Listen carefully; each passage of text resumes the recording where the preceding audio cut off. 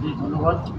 আপনারা জানেন পদ্মা সেতু দক্ষিণ থানা পুলিশ মাদক উদ্ধার অভিযানের বরাবরের মতো সোচ্চার, তারই ধারাবাহিকতায় আজকে দুপুর অনুমান 1:30টার দিকে পদ্মা সেতু দক্ষিণ থানাধীন জমাদ্দার স্ট্যান্ড এলাকায় আমরা গোপন সংযোগের ভিত্তিতে অভিযান পরিচালনা করি।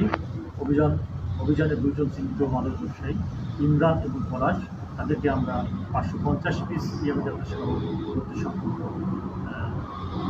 বলে রাখি যে পদ্মা সেতু দক্ষিণ থানা এলাকায় মাদক নির্মূলের লক্ষ্যে থানা পুলিশ